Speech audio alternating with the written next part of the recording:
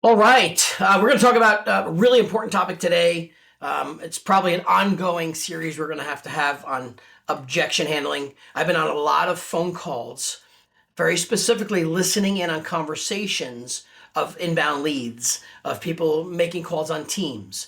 And I have to tell you that while most people think they have the answer to all of these objections and to all of these concerns of consumers, not everyone does. And let's face it, there is no exact right answer anyway. It's an art. You have to practice your art. It's a craft. And not only knowing what to say, but how to say it, why to say it, and how you want to make them feel are significantly different and takes practice. Hands down, takes practice. And when you're really good at it, though, it comes naturally. So today we're going to be talking about the top 5 listing slash seller objections. There's probably 20, but we're going to at least go over the top 5 to start. And maybe we'll start doing some live ones and role playing on some of our office hours. But I want to cover some of the more popular ones. And remember, just because I say it a certain way doesn't exactly mean that's the exact right way. But I also have a little bit of experience under my belt that I've done this a lot. And while it may not win every listing you go on, make it your own. Make it your own personality. Put your own spin on it. But more importantly, I want you to understand why we're saying it a certain way. So I'm going to break in and out of character a little bit so we understand the parameters of why I'm saying it and what the real concern is, and then make it your own. Right? That's the goal. Make it your own so you're confident in saying it the way you say it. And remember a couple important things too. Your tone, your reactions of facial reaction, and the way you engage. If it sounds truly genuine or is it defensive? So a lot of things go into play when you start to master this craft. It's not just about saying it robotically like a script. I mean, scripts are only good to get some idea of what to say, but you've got to make sure it's the right meaningful way. And more importantly, the way to win any of these objections is making sure you have in mind how you want them to actually feel. People make decisions based on emotion first, then they take into fact logic. So making them feel the confidence in you, the confidence in that you care, the confidence in you understand your business and that you are the expert takes practice. All right, so let's get started. And we'll make some variables about this, but probably the first one I would say is when you're on a listing appointment and you've presented your competitive market analysis, your CMA, your expectations of pricing. Remember, when you're delivering a presentation, which we'll probably cover more in another training, is a lot of these objections come from something you didn't make them feel confident about in the beginning of the understanding.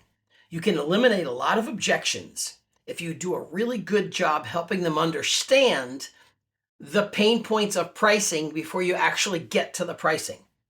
And more importantly, they need to know the why.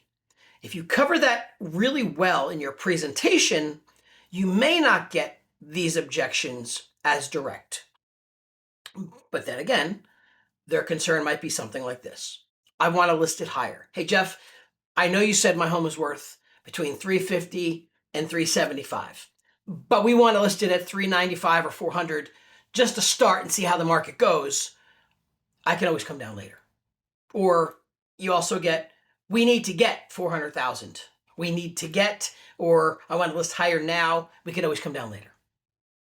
Tough one. And we all know that the challenge with that is if you're priced out of the box, you're going to get, maybe no showings, very few showings, or you're going to get a bunch of showings and no offers. We also know it's not going to be competitive. So we have to think. The customer's given this objection for a couple of reasons. They either obviously always want to maximize their dollar. So they're always thinking about how much more money can I put in my pocket. So that's important to them. The other thing is that they already have plans with money. They've already calculated something in their brain that says they're either going to the next house with this much money. They already have the money allocated to maybe a kid's college. They've already done calculations that said, if we get this amount of money, but if we get this, or what if we get that? So they're always emotionally thinking about that money being spent somewhere before they even have it. So reality is, sneeze, excuse me. The reality is that, we don't know what's going on in their plans yet, but we just have to understand that they've already pre-spent some money in their brain in their planning stage. So here's the objection. Hey, Jeff, I know you said it's worth between 350 and 375. I'm not sure why you think so low, but I want to start higher. I want to start at 400,000 and we could always come down.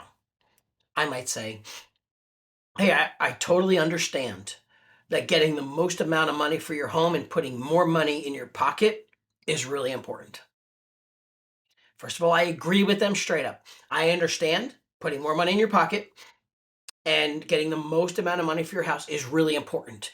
As a homeowner, I would feel the same way. So right away, I'm not defensive. I'm agreeing with the understanding of that. I'm acknowledging that more money is better. The way I'm saying it is taking the defensiveness off. So that's the first way I'd start. Hey, so I understand that putting the most amount of money in your pocket is really important. As a homeowner myself, I would feel the same way. However, I do want to share with you a couple ideas or a couple strategies that could potentially backfire on us that might cost us more money and more time. So while I can't say yay or nay right now to that price range, per se, I want to give you a couple different perspectives. Here's what we know. In real estate, when buyers are out there looking at properties and they're looking at different price ranges, they're going to be looking at a group of homes in a certain price range. And as a buyer now, they're looking at what's the best home I can get for not the lowest, but the best value. And as they're looking at homes in a certain price range that are equivalent to yours, some nicer, some a little less, some less features, some more, some not, they're going to be looking at a certain group of homes. And then your home being similar to these others, now priced at another $30,000, $40,000 more. So here's what we notice. If a home is not priced properly, and remember, the market dictates the price. I don't. I can give you a range. The market dictates it. Here's what's going to happen. It's usually one of these two things. If we get no showings or very few showings right out of the gate, because people are putting it in a different price point that not qualified for, and they just realize it's 30 grand more than these other homes, I'm going to look at these first. So we're going to miss opportunities. And I understand you say we could always come down. We can, from any price. However, when we price up here, we're potentially boxing out people that qualify for it and competitive other homes. The second thing we might have is a bunch of people may be looking at it and no offers, because they know they're looking at other homes 30, 40 grand less, and there's more value there, potentially putting you on the back burner. Then here's what happens. Our home sits longer on the market. And when our home sits longer on the market, if you and I were looking at homes as a buyer and we saw a home that's on the market for 5 to 7 days or 10 days and it goes under contract, but here's a home that's on the market for 80, 90, 120, 200 days. What's the perception of that? Something's wrong with it, right? Why is it on the market so long? And the only reason it's on the market so long is they started up here, no one bought, took a month or two to come down to here, no one still looked at it. 90 days later, it's here, but already people are starting to figure out, why are they reducing price? What's wrong with the house? Why is it this many days on the market before they even looked at your home?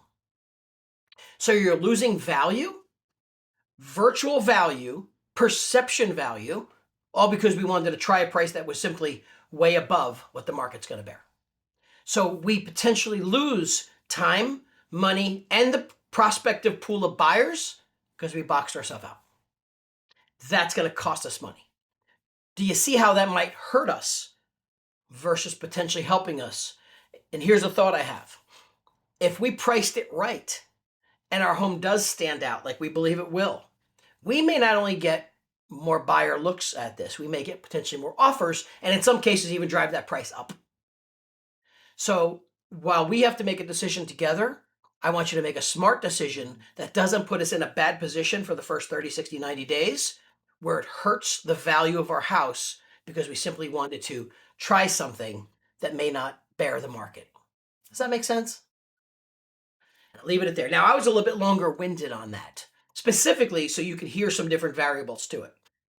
But the goal was, as I was explaining to them, and obviously if there was visuals involved, it'd be easier too. There's many of us have listing presentations, a visual that shows the cost of waiting or other challenges of pricing it too high. So that's a challenge I want to face, but I'm making them feel and understand that we're going to make this decision together. However, I don't want us to hurt ourselves. And when I show them and paint that picture, they almost feel inclined to, well, what if we decided to try a little higher and then maybe in a short period of time reduce it? And if that was the case, I had to do it to win that listing, it would be in writing. Meaning, hey, we're going to try it at $400,000 for the first 14 days. And then we're going to come down to my price at $369, $360, whatever we agree on to move forward. Or maybe we could try it as a, coming soon at a certain price. Get it in writing, because if they say we'll do it in 2 weeks and it's not in writing, they always say, we'll give it another 2, give it another week, have another open house first. Then they drag you along. Get it into the agreement that's saying, if we do this, and then on this date we do that, I am more agreeable to it, assuming your broker's okay with that. Always check with your broker. But that's a negotiation I might, if that's my last recourse to win that listing, and they were still reasonably coming down to a price I felt was going to price it right. All right, so that's I want to list higher. A little long-winded, but we kind of understand the gist of that and understand the reasoning why. All right, so here's another fun one, I guess. Another agent said they listed higher, and in the business of experience here, we used to call that, or we still call it, they're buying the listing. So a similar conversation to maybe what I just had, and we have to explain without knocking our competition. So while they might say, well, I had another agent here, and they said my home was, they said they listed at 4.25. Wow. And Jeff, you even think 400's high. I do. And here's why. So remember, if I did a good enough job on my presentation, let's go back to that, they'd have seen how value and comparables worked. However, if they had an agent that came in and said, I'll list it at 4.25. So here's how I'd explain it without necessarily knocking another agent. I'll say, again, make them feel comfortable, agree with them. I'd be like, wow, that's interesting. So another agent came in, did a marketing presentation just like this, and said that they felt your home would be worth $425,000, that it would sell there, or that's where they would list it at. I'd ask that question. Well, they said it's worth every penny, and they would start at 4.25. Maybe we come down a little bit from there, but that's a lot more money in our pocket. I'm like, that would be wonderful. I said, getting an extra $20,000, $30,000 potentially in your pocket would be fantastic. But let me share with you a couple things. Respectfully, in our business, our job is to get your home sold, right? That's what you're hiring me to do. Marketing, sales, negotiate, generate the activity, and help you through the entire transaction, soup to nuts. And while I do this for a living, and I take pride in what I do, there's many agents out there that have maybe less experience or maybe have similar intentions, but they use a strategy on what we call buying the listing. That, they simply tell you, hey, we can list it at 450 or 4.25, get you all excited about that. And it may not be realistic to you. And unfortunately, what will happen is if you don't get the activity and the response or the potential showings or any offers, the goal is going to be reducing that price to a point that gets down to fair market value, which is where my range is. And it's going to unfortunately cost you time sitting on the market. Now, at this point, I would go back into that same conversation about when it sits on the market longer and buyers are looking at days on market, they're going to think what's wrong with the home, right back into that. I don't want to list your home. As a matter of fact, if that's what it took to win business, and I sat here and told you I'd list your home for 450 to win the business, but that's not fair to you. Giving you a number that's unrealistic to get you to sign an agreement is not how I make money. It's not how I do business. I make money helping you truly get top dollar for your home. I want you to get every dollar the market will bear. So I'm giving them confidence. I'm not trying to undersell them. I'm not just trying to get it sold. I want them to get top dollar. The market's going to dictate us on that value. But here's what we have to look at. When the homes that are comparable to you do not exceed 370, 375, That's the highest one that's sold. And your home is beautiful, but in that range. Why would you want to pay $50,000 more for it? If you were a buyer and we were looking at those homes, would you want to pay 50 grand more? I understand you upgraded the moldings and the bathrooms renovated and a few other things for sure. I take nothing away. Your home's beautiful. But if we were buying homes and 4 homes that are similar but different, same range, the max dollar was $375. Would I recommend you go pay 4.25 for a home? It doesn't make sense. So it's not necessarily a strategy to sell your home. It's a strategy to list your home. And respectfully, that is something sometimes real estate agents do that I frown upon. I'm here to get your home sold, priced it properly, generate multiple offers, and get you the activity and top dollar that this market's going to bear. Does that make sense? And I check in with them. Does that make sense? And as I'm saying it, does that make sense? I'm nodding my head with them as well. Does that make sense? And I'm giving them an emotional connection, and they're like, yeah, that does. So listen, you could list your home with any real estate agent. Except when you're interviewing me, I'm here to show you on the strategies to get sold, top dollar, et cetera, et cetera. So I nicely positioned, without saying a name or a person or a brand, what that strategy does and how it hurts them, that I would never do that for a client, and at the same time, reinforcing my strategy to get their home sold. That's how I'd navigate that one, right? So take some of it, use it, make it your own. Hopefully it makes sense to you. On to the next one. We're not in a rush, and we may want to interview other agents. And after you get done with the presentation, I laugh because I can almost visualize seeing these over my years of selling homes. We're not in a rush.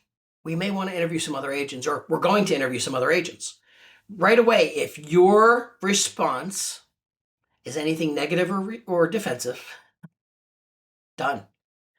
You have to be encouraging and positive. Any objection, and this I want you to remember for no matter how many we cover, any objection, you need to reinforce and give a positive response to their objection. So here might be my response to this. We're not in a rush.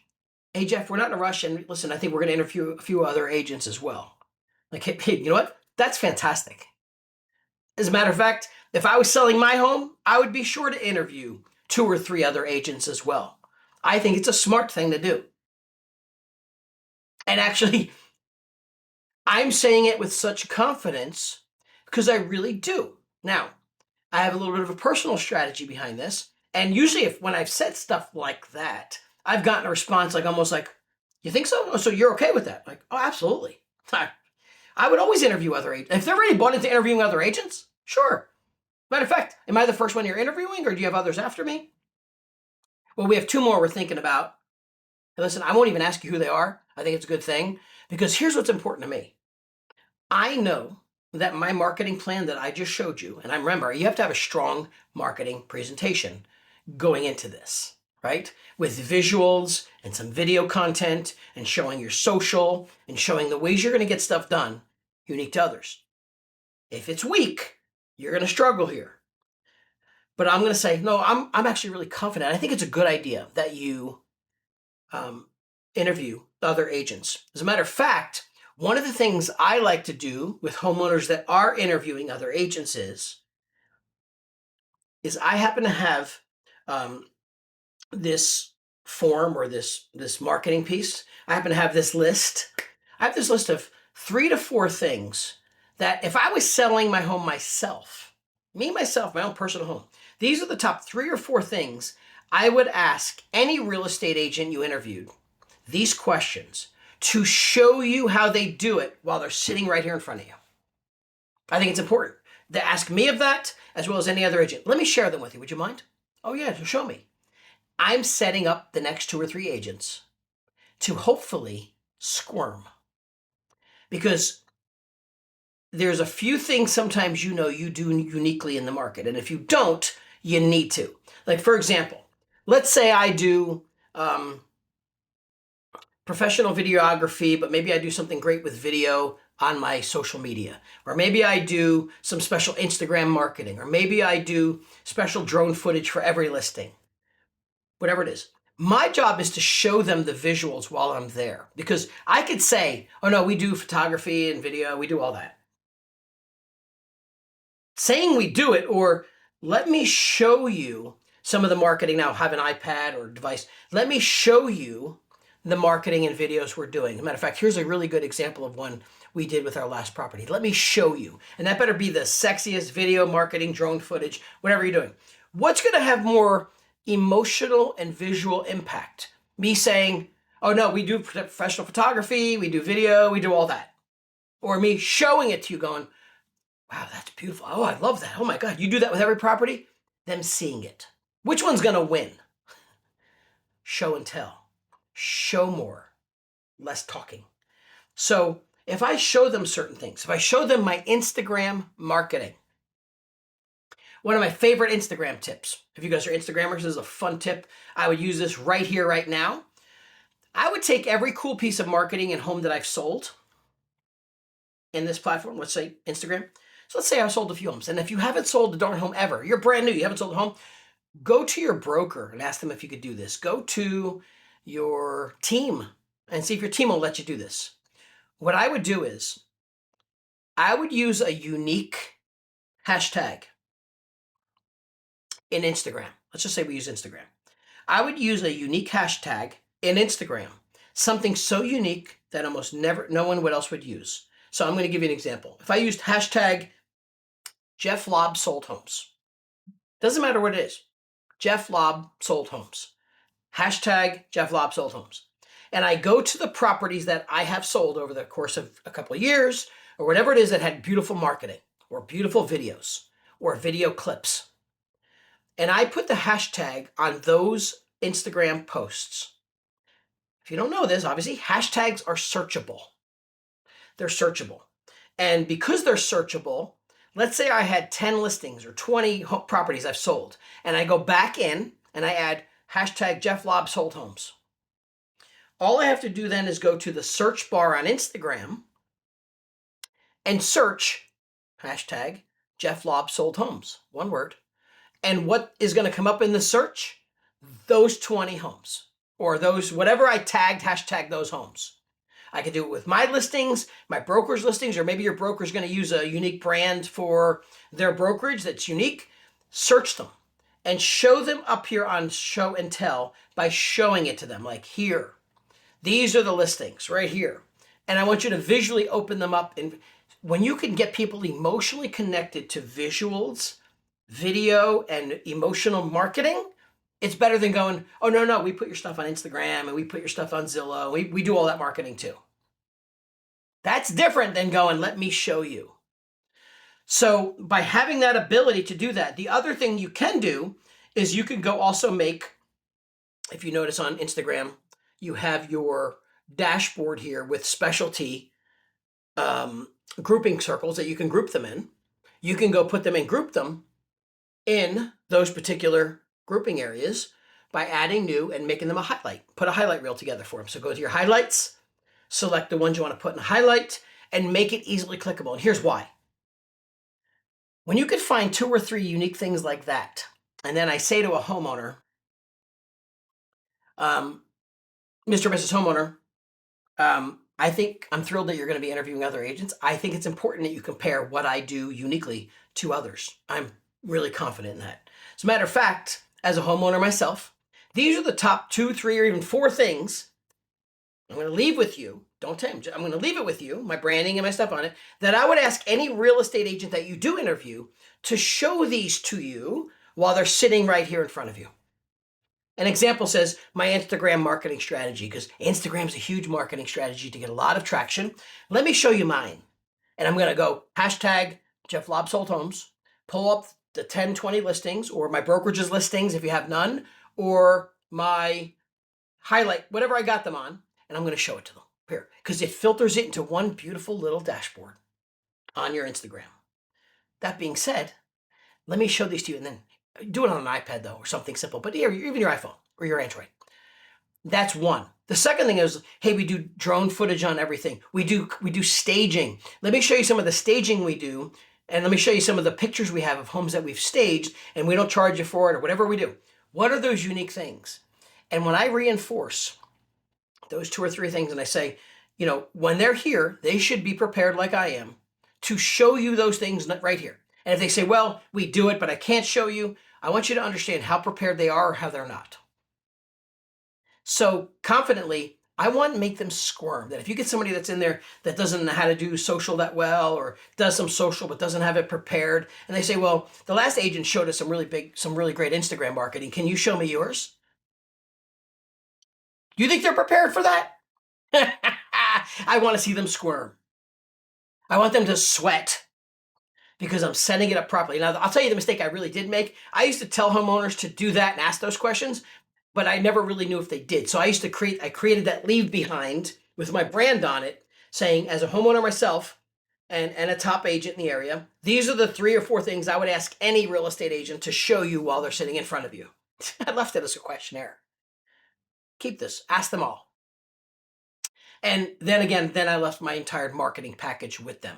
But these are things that make me unique. So I used to encourage that, right? The other goal is to find out is what's important in an agent. So another approach completely is, hey, I understand you're going to interview other agents. I think it's fantastic. One thing I always like to ask homeowners like yourself is, what are the things you're looking for in a real estate agent? Like, what are your goals when you're hiring somebody that you're actually looking for? I'll tell you. They're going to say, well, we want to be able to trust them. We want them to get us the most amount of money. We want them to, you know what? I think they're all great points. So let's talk about a couple. Trust, obviously, something we have to work on together. We're just getting to meet, but I feel really good about our conversation. When it comes to pricing, getting you the most dollars, let's go there. Like, let them tell you what's important to them is another strategy you can take to be able to hit those hot buttons when they're doing that. And then the goal is, if they're interviewing after you better have something really smart and really good to do the second you walk out that door. If you're not getting them to sign right then and there, saying, I know you want to interview other agents, I think it's great, but is there anything today that I showed you that you weren't confident in? I mean, did you feel that if we were able to move forward today and get our agreement and time to get the home on the market, which will probably give me a 3 to 5 day lead time to get photography in here and my videographer in here, is there anything today that would stop you from doing this now? Ask. Hey, it's fine you want to interview other realtors, but I'm just curious. I felt like this meeting went really well, and I'd love to get your home on the market really quick. It takes me about a 3 to 5 day time to get my photographer scheduled, my videographer, to do the drones. I want to bring in the staging company at some point too. Like, it takes a little time to get that ramped up. Like, I'm getting them excited about it. Is there anything that would really prevent you from us doing this now? We'll get our agreement going. We move forward. And let's see if they push back. If they go, they might look at each other and go, you know what? I'm really happy with this. This has been great. I don't think I need to interview those. Okay. Because that has happened to me. I don't think automatically the interview's been out the window. Okay. Well, look, I'm happy with this conversation. I really feel confident in what we're trying to do. I know what your goals are. I know the timing where you want to get to. I feel I can get it done, hands down. And I want to ramp up our marketing as quick as possible. Basically, I'm spending the money. Is there anything that would stop you from doing it now? Just curious. And if they push back and say no, hey, we really want to interview those other, hey, you know what? Total respect to that. When's a good day for me to follow up with you so that we can reconvene on these? And I'd love to compare notes on where we stand with the other interviews that you've had. Is that something we can do? Set up a time and a date. The second I walk out that door and I'm in the car and I get back to the office, I'm on my phone and I'm like, hey, it's Jeff Lobb from so-and-so real estate company. We just got done having a really great conversation. I enjoyed working with the two of you. I know your timeframes to get to the other market. I just wanted to personally say thank you for that opportunity. I'm looking forward to things. As a matter of fact, I'm making a few phone calls to check on some timing of photography and getting some things done for you that I promised you. And I'm looking forward to seeing you on Thursday or speaking to you Thursday when we get done with those other interviews. Boom, save it, and then send it to them as a thank you note. Create a 30 to 45 second video of not only thanking them, but showing them that you're actually taking action. I'm already looking into a few things that we spoke about. I know you had a few questions. I'm going to get those answers for you. And I'm looking forward to getting your home sold. Assumptive. I'm looking forward to getting your home sold, and I'm excited about the opportunity. Let's speak when you're done with those other interviews. Send it to them. Text, email, boom, thank you. Again, differentiator, what's the cost? 0. 60 seconds of time, right?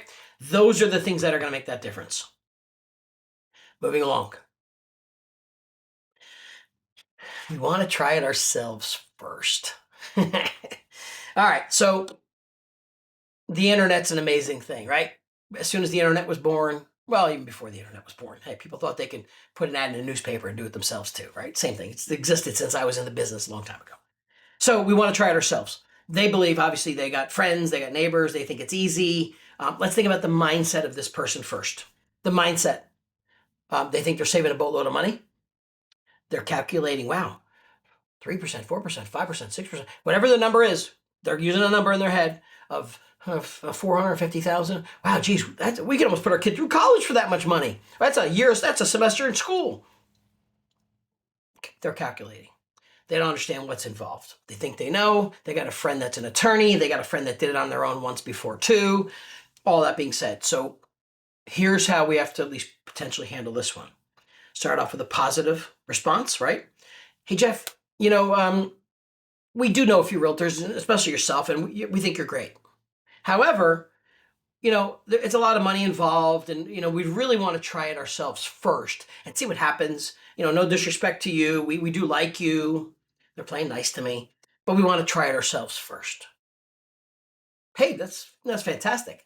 A lot of people want to attempt to try and get their home sold themselves first too. I understand you're probably thinking about the numbers, the commissions, the other costs that are involved. I understand why people think that, but let me ask you this. And here's where you have to stop for a second. When you understand why they think they want to try it themselves first, most of the time it's perception that it's easy, but mainly it's about money. It's about they can save 4%, 5%, 6%, whatever the commission compensation is you negotiate is. They're thinking about that dollar amount as a big chunk of money. In some cases, it is a huge chunk of money.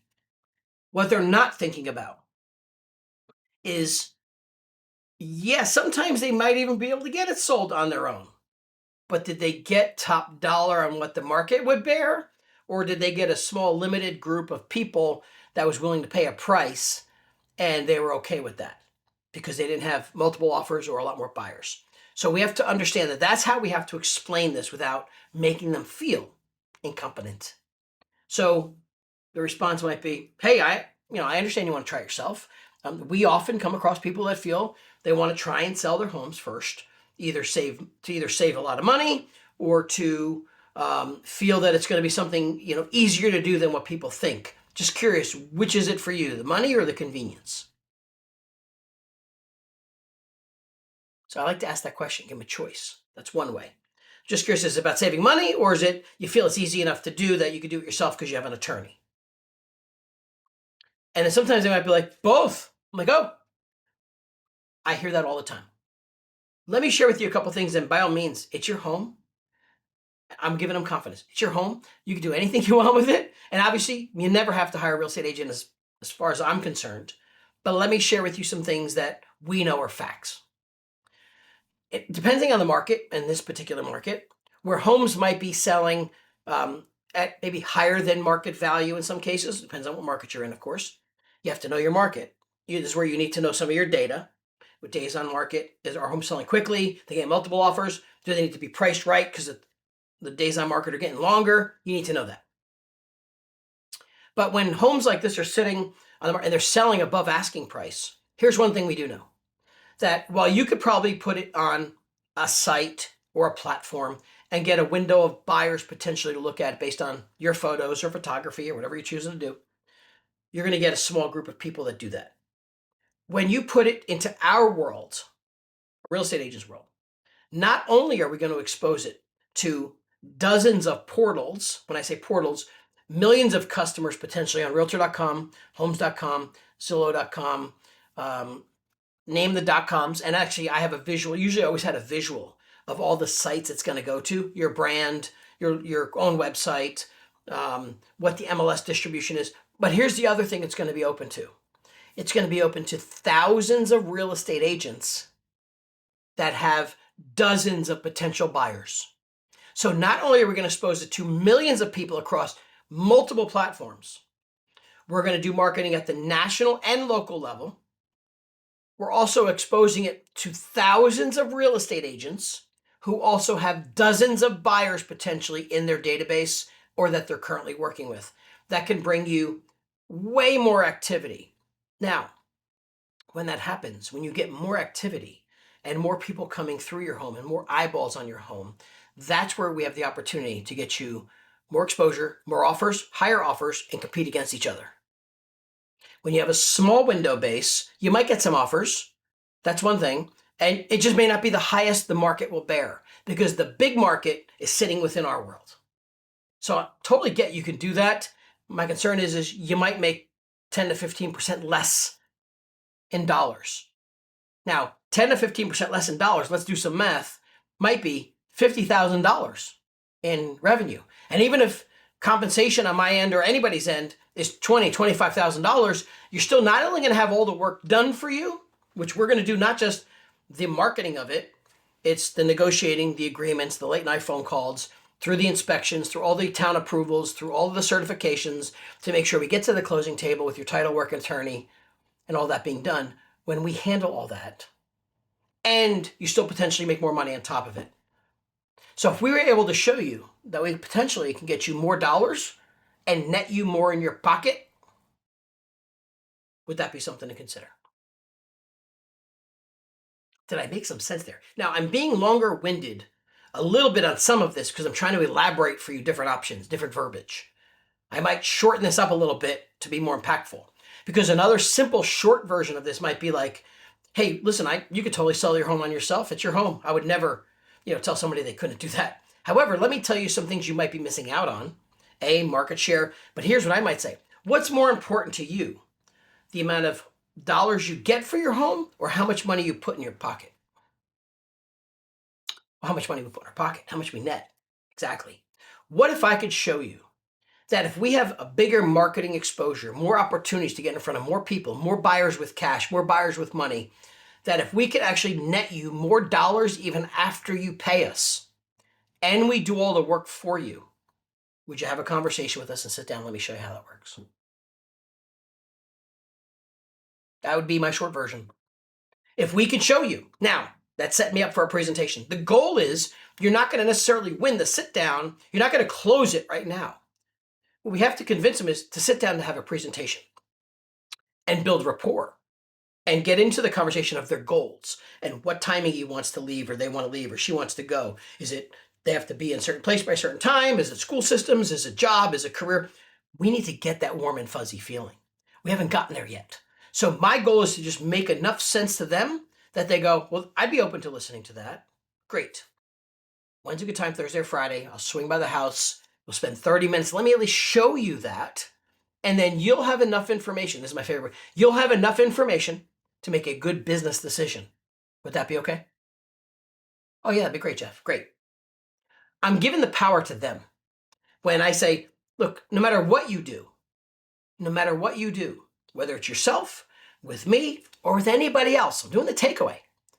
What I want you to do is after we're done sitting down going through some of this, I want you to have enough information where you always have the information to make a smart business decision so you can move forward.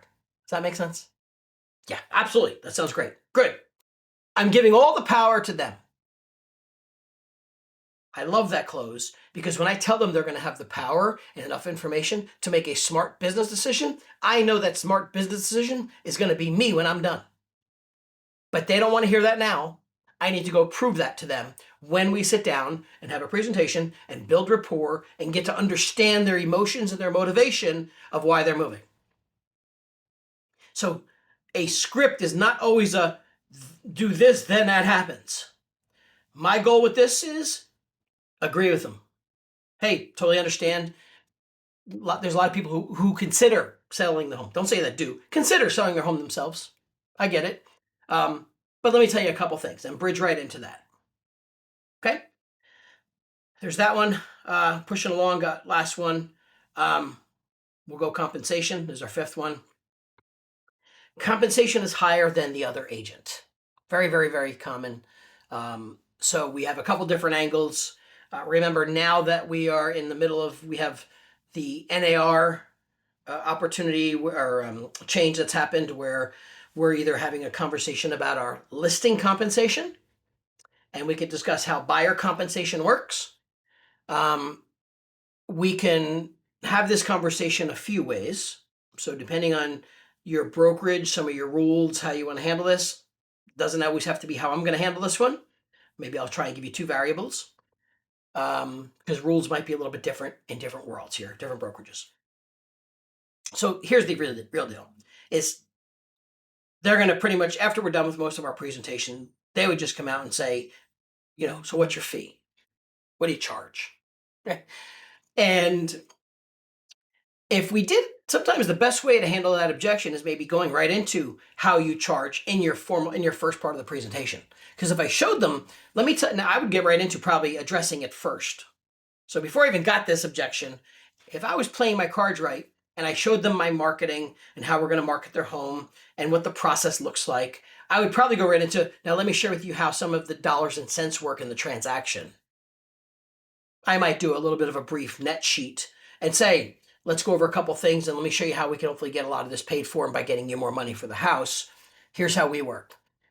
My fee is typically 3% for the listing side, for listing the property.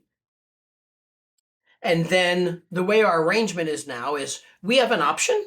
We've always had an option, really.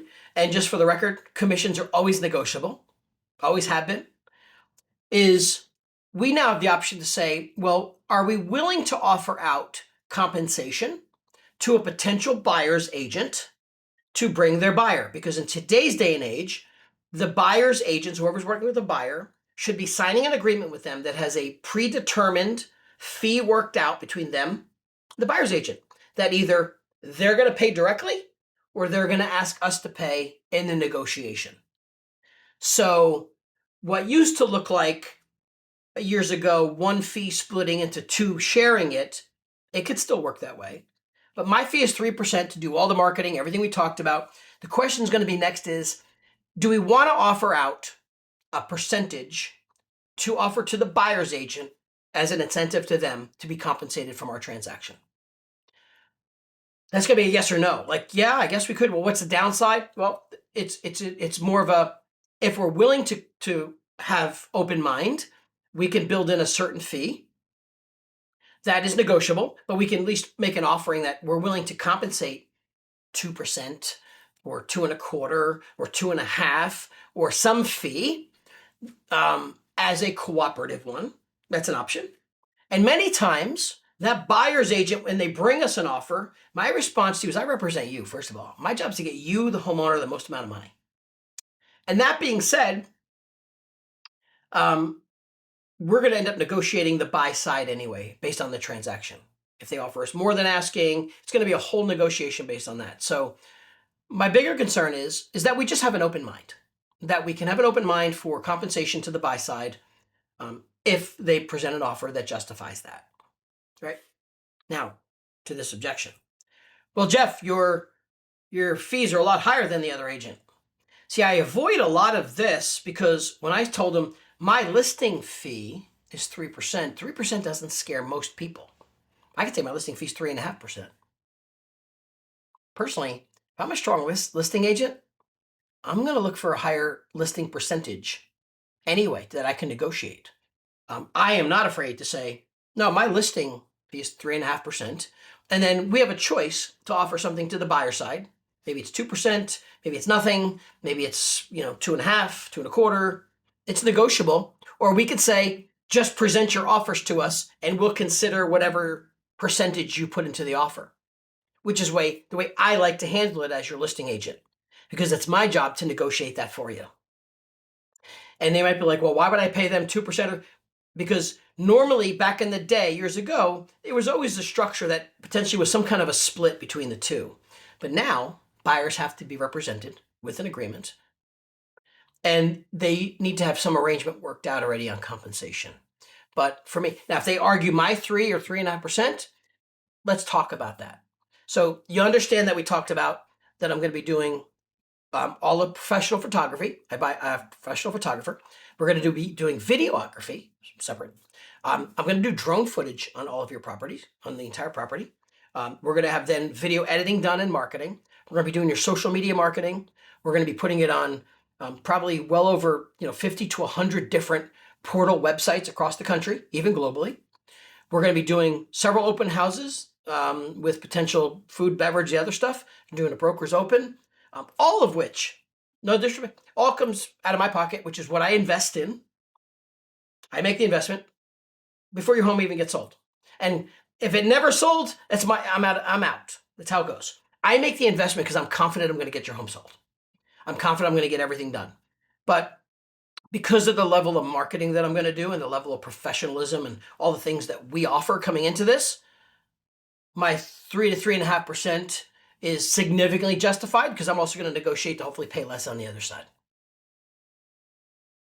Now, I can't tell you what they're going to come in with an offer. If they came in with a full price offer and they're asking for 2.5% compensation, we could say, nah, we'll bump up your price $5,000 and we'll pay that. Bump up your price to, 10,000 over asking and we'll pay 2.5, or we'll only pay 2.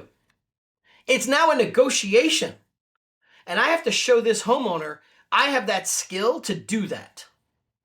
And I have to be confident. As a matter of fact, I enjoy this part of what the relationship of compensation is now because I get to negotiate more for the listing side because I feel I'm more valuable and I could justify it more. And I have the opportunity to negotiate against that on the buy side. Now, you may not like that if you're a buyer's agent, but you need to be good on that side too. That's a different conversation. All things aside, you negotiate your terms based on what you want, based on what your brokerage is willing to do. I can't set those rules for you because there are no set rules, and compensation and commissions are always negotiable anyway. So I'm giving you an example of what I might do, but I'm not everybody and I'm not for everybody. That being said, some of the language you have to understand is I'm putting the confidence and putting us in the driving seat, letting the homeowner know that the majority of time and money is spent here. That's why I'm asking for X. That's why I'm asking for whatever percentage, 2, 2.5, 3, 3.5, whatever I'm asking for. That is why. And then we negotiate the other side. So if they're debating commission is higher on the other agent, we can now have that conversation of, or my commission's higher, is there are also a lot of agents that will reduce their fees in order to earn your business. However, I always like to look at it this way. You're hiring me to not only get you top dollar, but to negotiate everything to get you top dollar. If you're looking at an agent, no matter who they are or what company they're with, that's willing to already reduce their fees now and haven't even started to do business with you, how are they going to handle the negotiations of your largest asset and all the issues that come up potentially with it or around inspections or getting you through all of that if they can't negotiate for themselves right now? So we have to look at agents just willing to, that do maybe a few transactions here and there, that are willing to just do it for a lower amount, totally fine. They're willing to, it's their choice to negotiate to whatever number. My job is to get you the most amount of money, top dollar, and to get you the biggest value that we can get in this market while bundling my fees into that. That's what we're paying for. So it's got to have a little level of confidence, a little level of understanding. And also to let them know is, yeah, agents can do that. Absolutely. They can go as low as whatever they want. But sometimes you have to ask yourself, are they willing to put all the things that I said I was going to do in writing at the level and the height of what I'm going to do and the professionals I'm going to do it in? And if they can do all of that, even if they can, my question to you would be, is if they're willing to work on such a little margin, there's nothing left in that part of the business for them to do anything more. So we truly deliver a high level of value. We work hard to earn our fees. And not only do I want to get this home sold and get you happy with this one, I also want to earn you referrals after we're done. So it's got to have a little level of confidence that makes sense to them. But I think because of the way things change now, I'm trying to negotiate my listing fee right at this moment. So I have the ability to negotiate that a little bit easier than having to give a bigger number and teaching them how to split it. So just my perspective on that. So, moral of this story, these were 5 top listing seller objections. There's probably many more. Remember, I was long-winded on a bunch of them so that you can hear different things, hear different perspectives, in and out of scripts. Um, you have to practice them. You got to practice. Use AI if you want, or ChatGPT or Gemini or one of them, to use audio to role play through them. It'll talk to you. Hey, help me with this objection. Let's role play through that. Role play with your real estate partner, your mortgage partner. Role play with somebody that you can have a real human act in real time. And I'll tell you, the hardest part about practicing it is A, you're nervous, fear. What if I screw it up? Who cares? You have to practice somewhere versus going out live and screwing it up totally in front of people. I mean, they won't know you're screwing it up, but if you don't win the listing, it costs you money. And while I never won every listing, not everyone does. You need to get your ratios up that you're winning. I mean, I used to measure that I would win 7 or 8 listings out of 10 appointments. And it didn't start there. I mean, if you go on 10 appointments, maybe you get 3 or 4. If you're on 10 appointments, maybe you get better and you're getting 5 or 6. Because the last thing you want is to lose a listing. That might be your next $10,000, $15,000 paycheck. And you lost it because you weren't prepared to deliver a great presentation, have the right answers, the right tone, and making them feel the confidence and the understanding. Because remember, at the end of the day, it's going to be how you make them feel, and do they feel confident enough that you're the right choice. All right, so there you go. Practice. See you on another round of objections. Hopefully this was helpful for you guys.